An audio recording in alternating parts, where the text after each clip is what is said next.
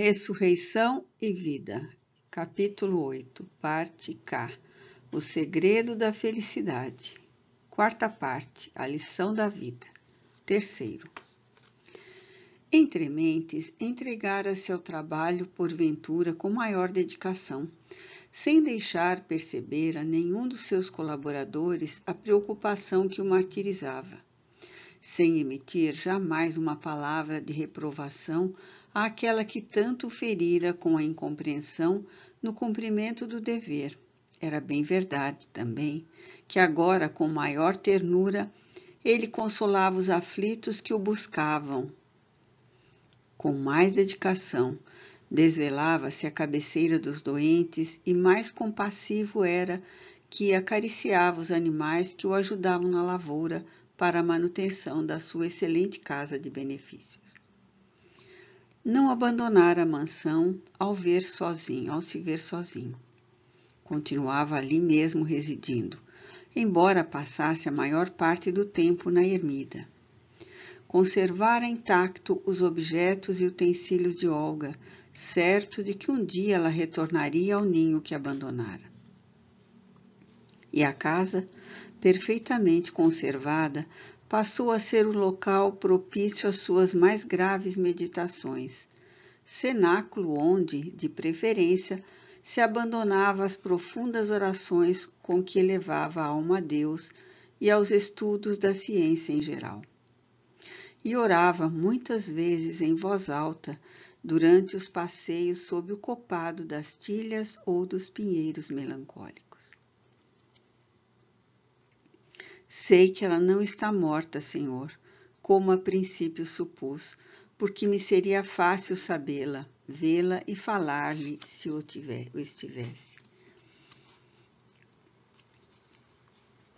Ajudai-me, pois, a encontrá-la, a fim de prestar socorro, porquanto deve ter se desgraçado. Ajudai-me, Senhor, se na vossa sabedoria entenderdes que assim deva ser. 3 meses depois, após uma dessas súplicas doloridas, ideia súbita aflorou-lhe a mente, e ele monologou surpreso. Admira-me como tal ideia somente agora me vem ao pensamento. Trata-se certamente de uma inspiração de invisível protetor. Obrigada, Senhor Deus, por virdes em socorro do vosso humilde servo. Entre os muitos beneficiados de Serguei, que por ele nutriam apaixonada veneração própria da raça de que descendiam, destacava-se certo grupo de ciganos que também queriam profundamente a Olga, sabendo-a ligada à sua raça por descendência materna. Eram valentes, hábeis cavalheiros, dissimulados e inteligentes, fiéis aos compromissos assumidos e prontos à obediência, se reconhecessem superioridade em quem os dirigia. Viazemsky convertera-os ao Evangelho após dedicação perseverante e considerava-os amigos, esforçando-se por transmitir-lhes a civilização de que tanto careciam. O grupo compunha-se de 4 homens. Reuniu-os na sala de estudos da ermida, 2 dias depois da sua última súplica a favor da inesquecida ausente, e disse-lhes, em seguida, a um preâmbulo, em que apelou para os sentimentos de amizade, honradez e de solidariedade humana. Nossa querida Olga Nadia Khvostkov, vossa princesa Viazemsky e irmã pela raça tartárica, não morreu, como muitos de vós tendes suposto. Foi vítima de inimigos cruéis que se valeram da sua inexperiência e boa-fé para ludibriá-la, roubar-lhe a fortuna e desgraçá-la. Sois 4 amigos meus e dela. E Mikhail Nikolaevich, seu irmão Colasso, será o 5º. Onde está Olga Nadia Viazemsky?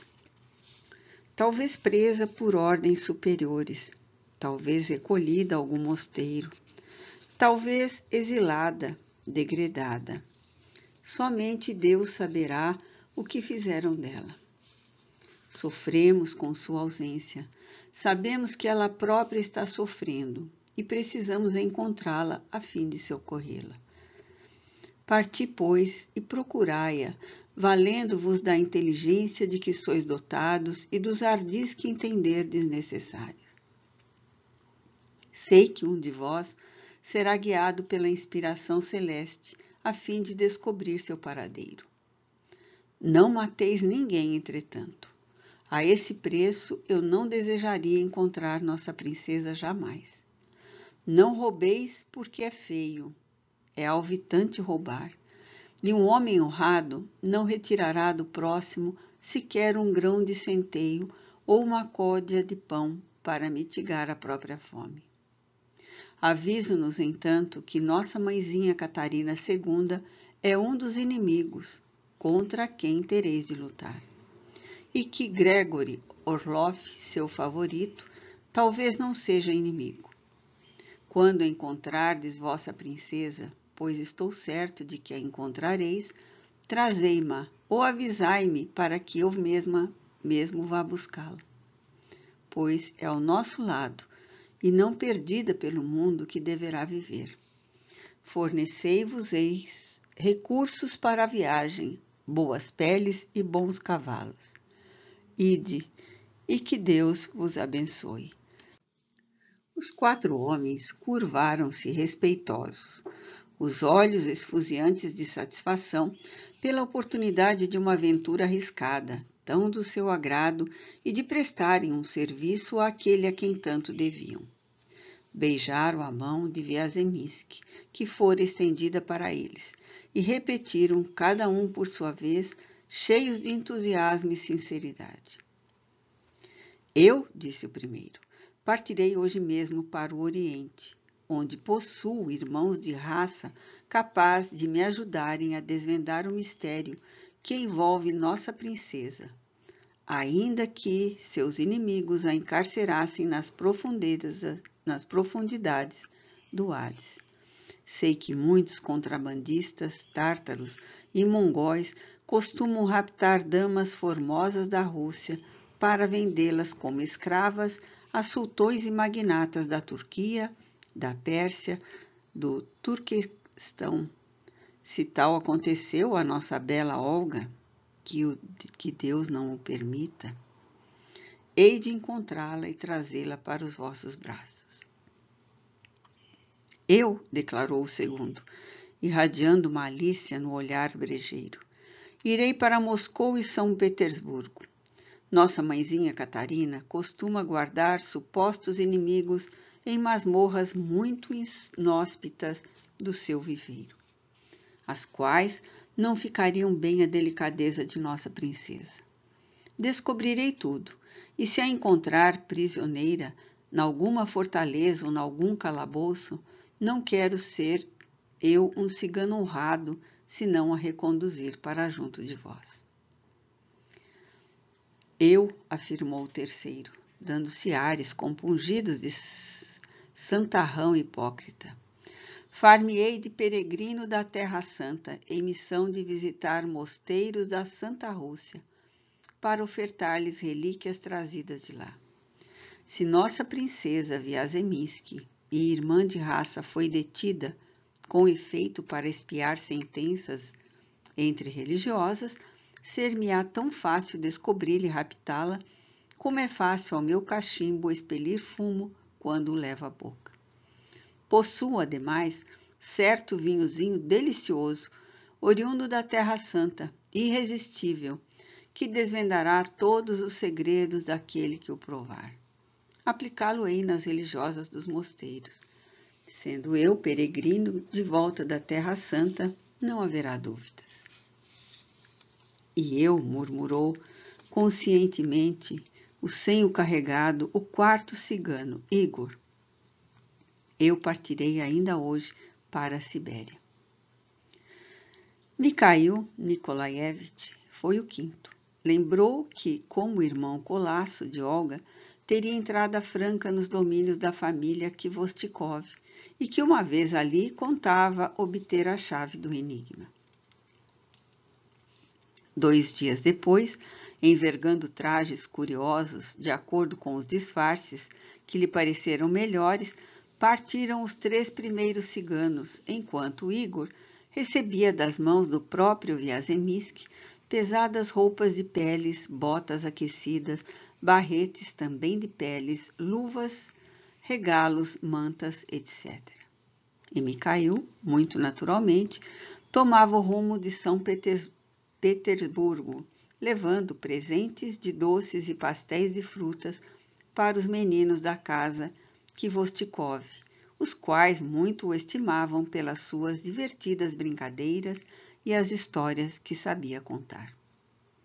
Sergei Sokolov abençoou-os à hora da partida, apondo as mãos sobre suas cabeças e beijando-no no ombro em sinal de estima e humildade, no que foi retribuído comovidamente pelos 5 homens.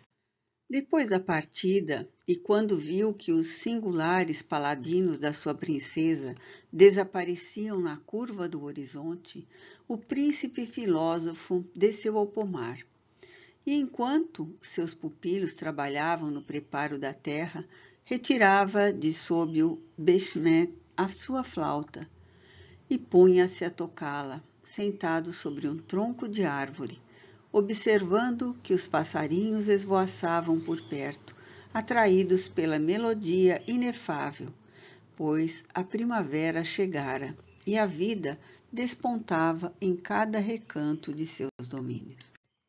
Quarto, o primeiro a regressar foi Mikhail Nikolaevich, depois de 6 longos meses de ausência.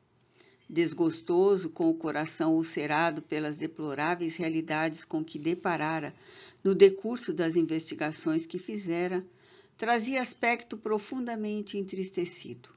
Recebido na mesma tarde do regresso à ermida, foi em lágrimas que narrou o seguinte a Serguei muito atento.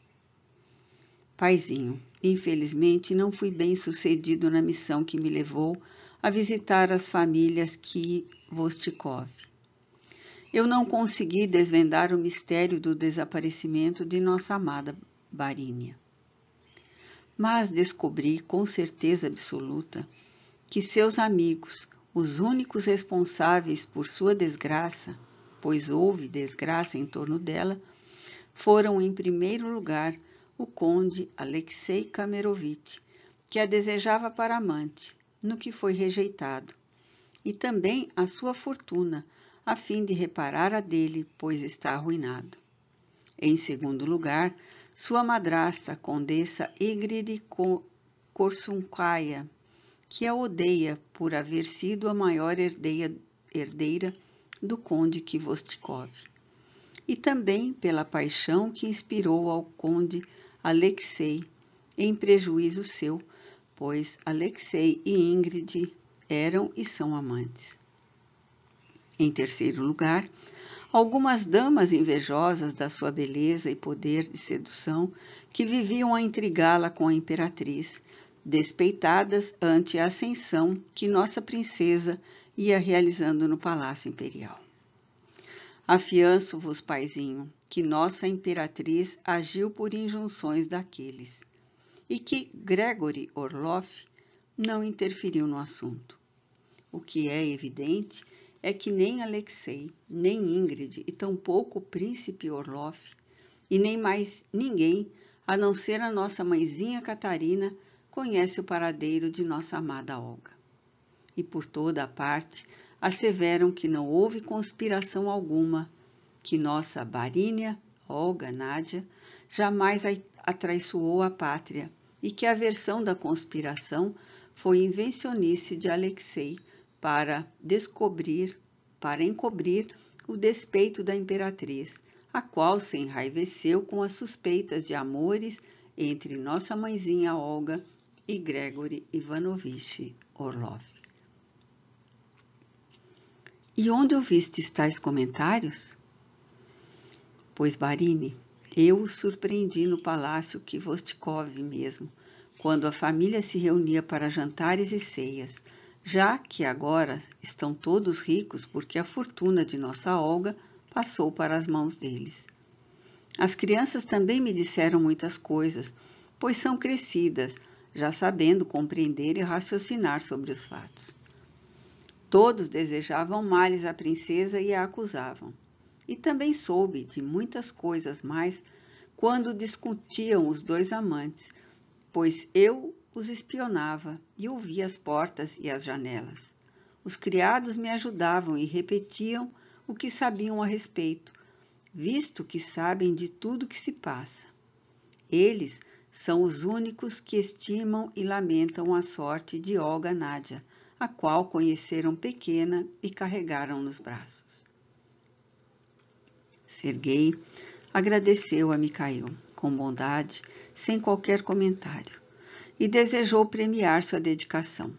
Mas o honrado Mujik rejeitou a oferta, afirmando que o que tentara o fizera espontaneamente e que, ainda que tivesse obtido sucesso, não desejaria recompensas.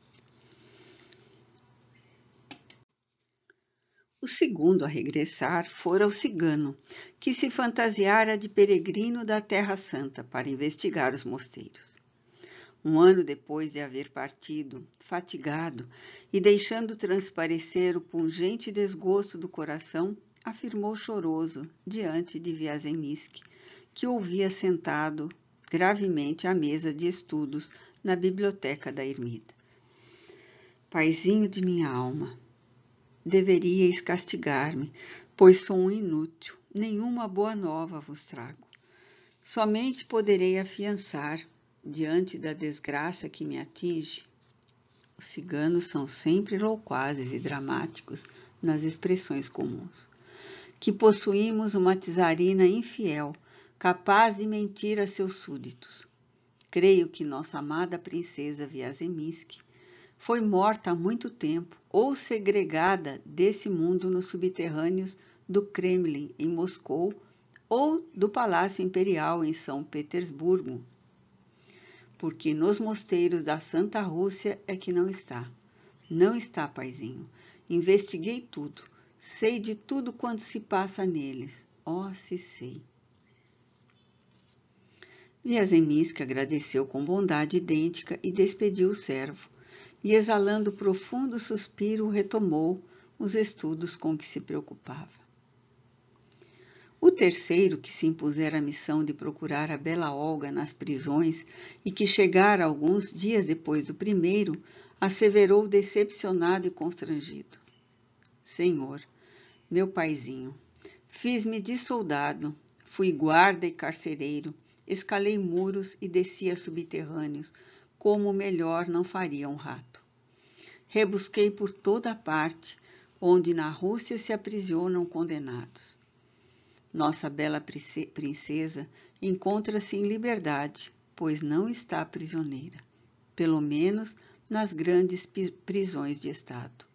Ou talvez morresse. Entretanto, o quarto tardava. Serguei somente morreu aos 60 anos, e esse, que partira para o Oriente, jamais tornara a ermida. Talvez tivesse morrido, ou talvez preferisse fixar-se entre seus irmãos de tribo, que desde muito haviam emigrado para a Turquia e a Pérsia. Entremente, os primeiros dias da primavera do segundo ano, desde que os agentes de Viazemsky partiram, iniciavam a época do degelo e as estradas começavam a ficar alagadas pelas correntes de água que a todo momento engrossavam mais. Pequenas torrentes se estendiam pelos caminhos do Ural e, ao longe, as ravinas começavam a rebrilhar com as suas aglomerações de gelo que lentamente se liquefaziam, encharcando os prados. Fazia frio, mas o sol brilhava no zenite e o espaço azul era límpido e prometedor. Animado, o grito das aves que regressavam após a invernada. Postado no alto da torre da ermida, Serguei investigava com o olhar entristecido aos longos caminhos que se estendiam em ondulações até grandes distâncias, observando se algum cavaleiro se dirigia à ermida. Esperava ele, já ansioso, e disposto a partir em nova visita à imperatriz, no intuito de suplicar o retorno da esposa. Os 2 agentes que faltavam regressar, isto é, aquele que jamais regressaria, e Igor, que se destinara à Sibéria havia mais de 1 ano. Subitamente, um vulto vacilante apareceu ao longe, cavalgando em galope, tanto quanto lhe permitia o precário estado das estradas, avançando aos gritos e brandindo a arma.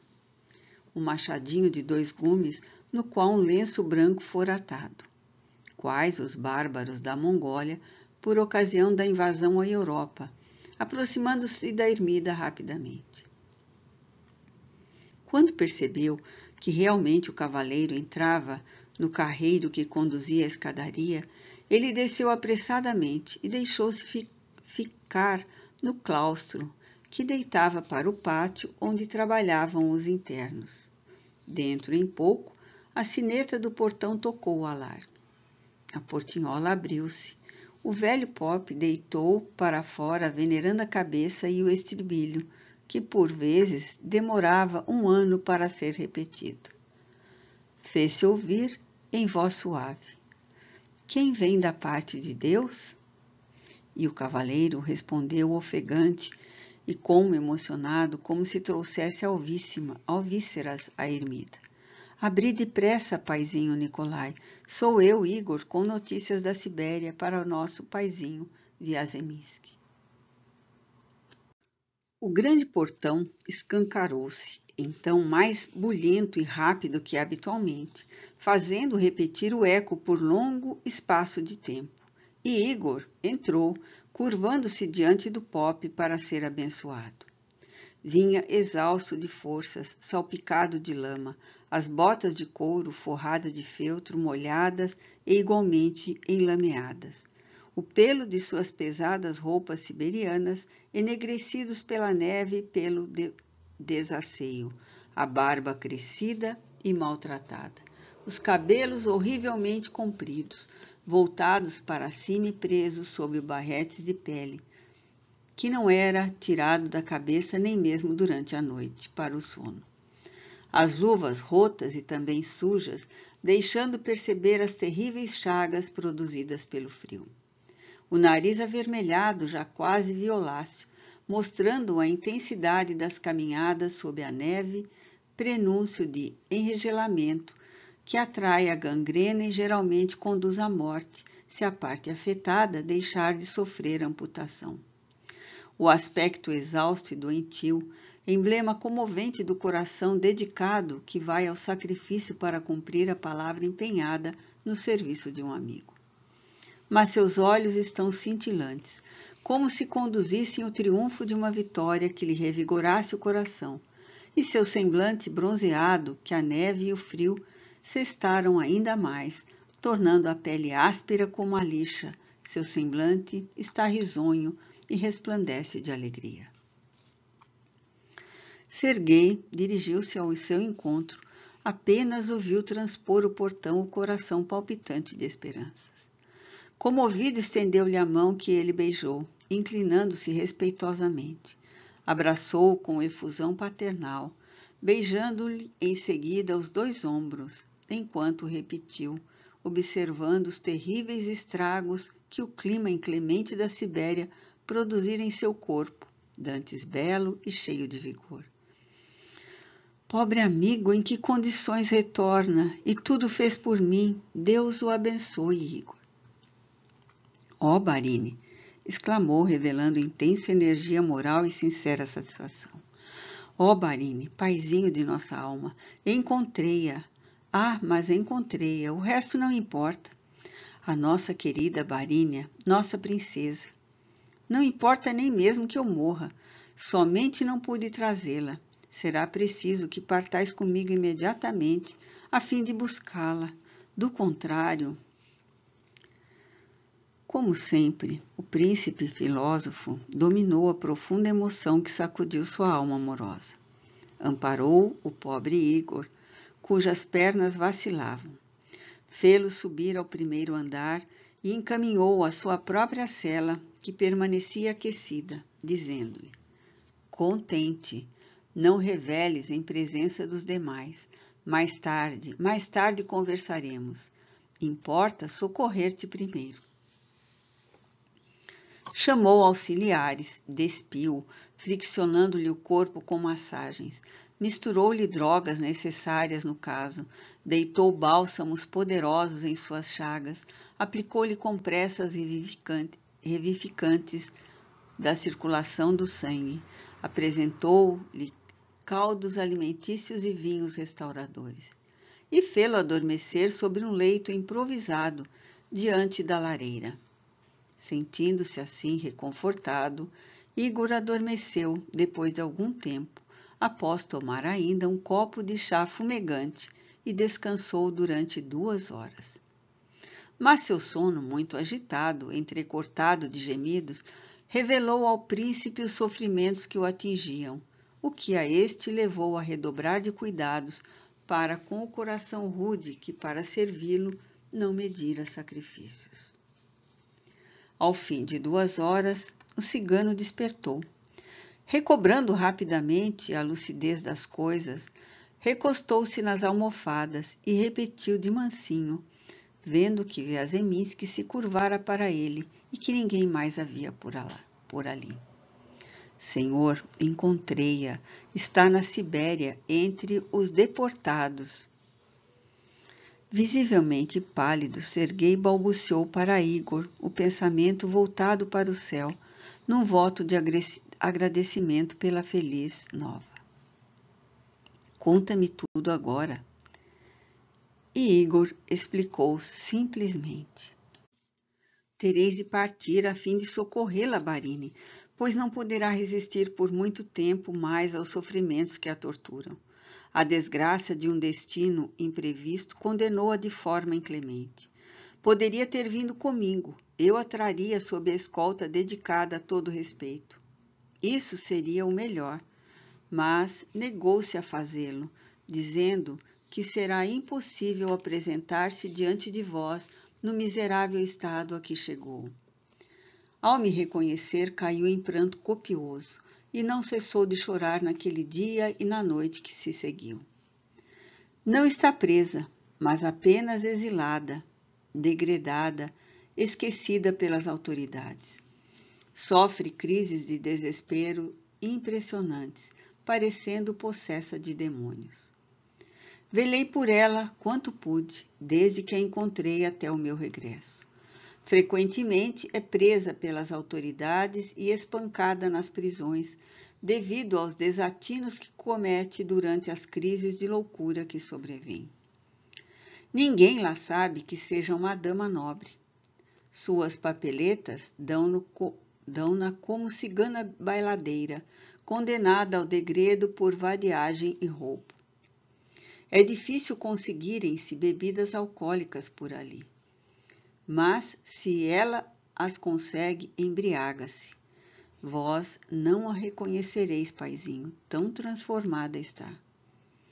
Nossa desgraçada princesa disse-me que falsos amigos a traiçoaram-na com a czarina, acusando-a de erros que não cometeu. Que foi submetida a interrogatórios e torturas, a fim de que confessasse quais os segredos de Estado revelados a diplomatas estrangeiros, a quem eram os seus amantes, visto que Catarina suspeitava de uma união secreta entre ela e um dos seus favoritos, e nutria excessivos zelos, não apenas por estes, como pelos demais amigos que viviam dos seus favores. Todavia, porque nada confessasse, uma vez que não conhecia segredos de Estado nem possuía amantes, viu-se arrastada da prisão para seguir um grupo de deportados para a Sibéria. Houve, então, de marchar com ladrões e assassinos, com ébrios e falsários, com desertores e meretrizes, com dementes e revolucionários, muitos dos quais a molestavam, ambicionando a posse de seus encantos, insistindo para que bebesse e se divertisse com eles, não suspeitando que fosse uma aristocrata. Uma vez na Sibéria, deixada em liberdade para não morrer de fome e frio, houve de se sujeitar a serviços ínfimos, como servente de prisões, de albergues miseráveis, etc. No entanto, nem sempre havendo ali trabalho acolhedor, mesmo ínfimo e árduo, viu-se na desesperadora situação de se abandonar àqueles que a requestavam para a companhia fortuita, pois a verdade era que se encontrava na mais absoluta miséria e necessitava de algo que a defendesse da fome e do frio. Conheceu assim, como companheiros de um dia, ladrões, vagabundos, homens brutais que a espancavam depois que não mais precisavam dela. Conheceu ébrios, soldados, cocheiros, aventureiros mongóis, cavaleiros bárbaros e temíveis na sua brutalidade, os quais a faziam dançar no seu acampamento, à luz de fogueiras, acelerando o ritmo de suas pernas com o próprio chicote, o qual era brandido insistentemente entre vaias e gargalhadas. Também conheceu ciganos, uma imensidão de indivíduos que a degradaram tanto que a desgraçada, ao que parece, não mais conserva o verdadeiro uso da razão. Pois, meu paizinho, ela parece que está demente. Não deseja voltar porque a vergonha e também o remorso, assim ela mesmo disse, impedem-na de cruzar os umbrais de vossa respeitável casa. A pobre princesa perdeu tudo, senhor, até mesmo a beleza, pois está envelhecida, pálida, escaveirada, quase irreconhecível. Igor deteve-se, deixando cair a cabeça sobre os travesseiros, aflito, e de seus olhos lágrimas abundantes corriam. Serguei ofereceu-lhe um reconfortador medicamento. Chegou-lhe os cobertores aos ombros, aplicou-lhe novas compressas estimulantes. Em seguida, avivou os tições da estufa e saiu. Nada opinara. Não interrompera Igor sequer com um monossílabo. Ouvira em silêncio, pálido, olhos e lábios secos, as mãos contraídas em sinal de emoção forte, sufocada com esforço. Retirando-se do aposento, procurou Mikhail Nikolaevich e falou em voz soturna. Mik, prepara agasalhos e cavalos para a Sibéria. E leva também uma carruagem bastante resistente com o postilhão. Partiremos amanhã, logo após o nascer do sol. Mikhail compreendeu o que se passava e correu a executar as ordens do querido amo.